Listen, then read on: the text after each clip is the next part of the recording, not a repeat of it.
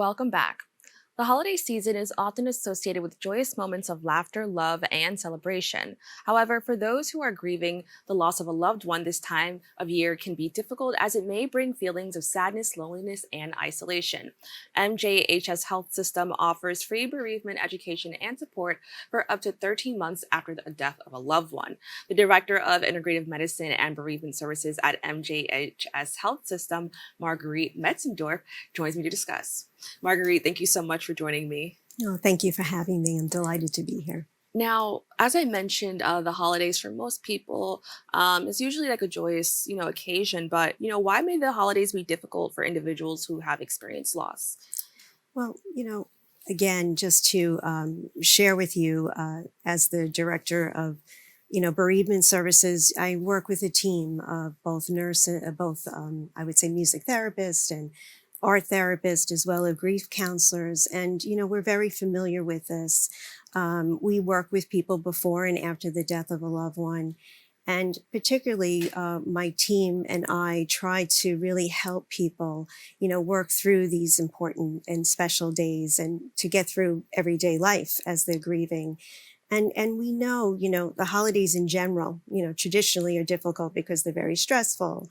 We're running around and, they produce and, cause so much stress because of the expectations. And I think a lot of times, when we're grieving, the feelings are intense, and we're often overwhelmed and exhausted. So the sounds and the sights and the smells of the holidays can be quite triggering. So I think it's important that we come up with like a coping plan and, maybe we can talk about that. Now, I want to know a little bit more, more specifically about people who have loved ones in hospice care. Can you first explain, for those who don't know what that is? And then how does this affect families who lost those in hospice Yeah. care? Well, hospice care is a form of health care, and what we do is we assist people at end of life to be pain free and to be comfortable and have quality days for however long they are to live.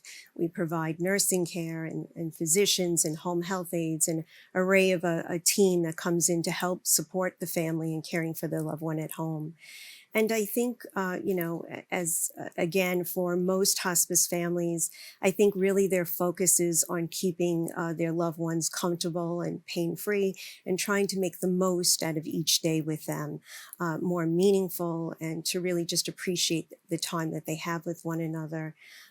Often, a lot of times, a family has to really assess, is my loved one, do they have the energy to welcome company or perhaps, join in the festivities? And I think, we really got to follow our loved ones, lead. Is it something that they can, withstand? Do they want to have a big celebration, to have, a forever moment? Or do they prefer to be quiet, home alone with just, the immediate family, visiting? And I think it's really important, that family members, include them in that discussion, see what's manageable and what's not. And I thank you so much for like kind of bringing that up because I think for a lot of people, a lot of people normally just want things to go back to normal, right? And so they Right. just pretend Hmm. sometimes like, oh, let's just do things how we Hmm. normally do. And I think it's so important, as you mentioned, to kind of include that family member and see what Right. they would like to do. Right. I could imagine this is possibly one of the coping strategies, but if not, can you explain some of what those coping strategies are as we Mhm. approach the holidays? Right. I think, foremost, I always tell, grievers when we're working with them, try to find, supportive and patient people that really understand what you're going through. Sometimes listening to music can be very therapeutic. Even, listening to our loved ones' favorite songs, can help us, kind of emote our feelings and get connected to our feelings. Sometimes, we really, need to be, kind to ourselves and to make sure we're asking for what we need. I often tell people maybe, get something that belonged to your loved one to carry it with you so you can feel connected to them. So whether it's a scarf, a watch, or a ring. And I think most importantly, don't be afraid to ask, if you need support. Go to a friend, go to someone in your community or a church leader. And perhaps it's a time to really, join a grief support group or, talk to a grief counselor or Even, look in your community and see if there's a workshop on coping through the holidays. Anything that can help you better understand what you're experiencing, I think is really good. Right. And I also want to add that I know that a lot of people sometimes they'll feel alone during this time. Mm, But, this is actually something that so many people go through. right. And it's not like a single incident Mm, or this person is doing this alone. There's so many people going through the same thing. So I 100% agree, like looking for support right. where you can find it that's in a healthy way, I could imagine is only going to help. Mhm. Now, what are some do's and don'ts? Uh, I usually focus on when I talk to families, really try to not, overcommit yourself. I think it's important to make sure that you kind of have a plan ahead of time when you go into family gatherings. It's certainly okay to accept an invitation or not. You can always change your mind last minute. Really give yourself permission to be able to do that. You can say no. No is, a full sentence. Not at this time.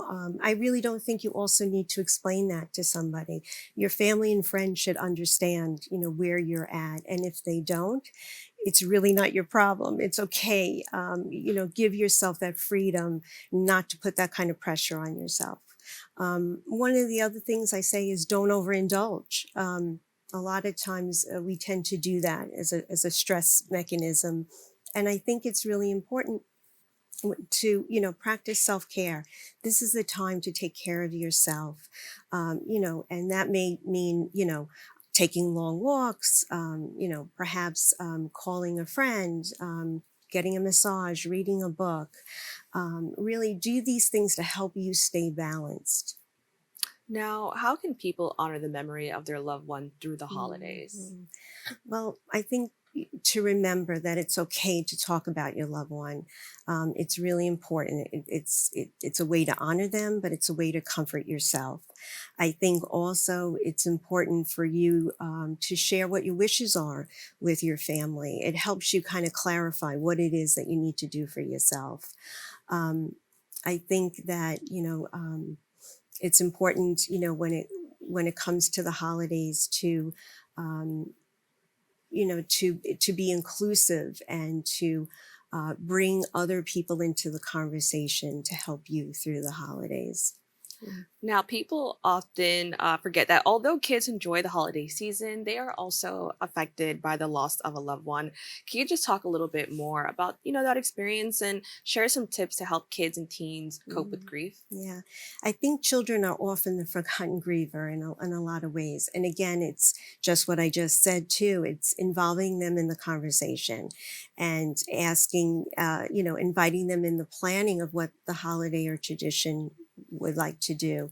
I think we have to also help them understand that it might have to be tweaked or adapted because your loved one is no longer here. Someone else may need to fill that role. And perhaps someone else may need to string the lights or read the, favorite bedtime, holiday story. It's important, that they do understand that this may change just for this time period, but next year it may be different.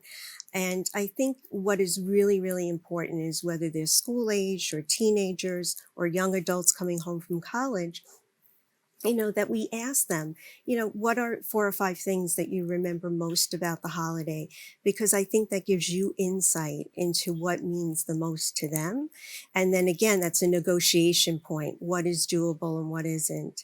I think very importantly, as adults, we are role models. So let them know how you're doing, how you're feeling. If you're sad, say you're sad. If you're missing the person, tell them you're missing the person. That just creates a time where, it's okay and we're here to support each other. Kids are very adaptable, so they follow our lead. And if we can find constructive activities to put in place for them, whether it's making an ornament or a memory box, I mean, all these type of things help bring that loved one into the moment. And it's just a nice way to incorporate children into the holidays. Now, as we talk about the holidays and even Mhm. New Year's, what reminders can we offer people as they plan ahead or scroll through social media while Mm. managing their grief? Well, again, when I talk with grievers, I first and most talk to them about that. There is no wrong or right way to grieve. We all grieve very differently, and there's no timeline when we're grieving. So I think you have to figure out and navigate what speaks to you, what helps you. And sometimes people do choose to go to one of the platforms, whether it's Facebook, Instagram, TikTok. And when we do that, we just want to be mindful of the messages that we're putting out, as well as the messages we might receive from others. Sometimes that can be triggering. If someone says something that doesn't really speak to where we're feeling at that time in our grief. Also, we should be mindful that, the TV often is an outlet. So we go to the TV maybe to escape our painful day. But even when we watch a lot of television, we can see a lot of things happening in our community or what's happening around the world. And that can be very painful as well. So I think we have to learn, and I talk with grievers about judging, gauging how much you're on the internet, how much you're off the internet. And again, taking breaks from it, taking a step back from it.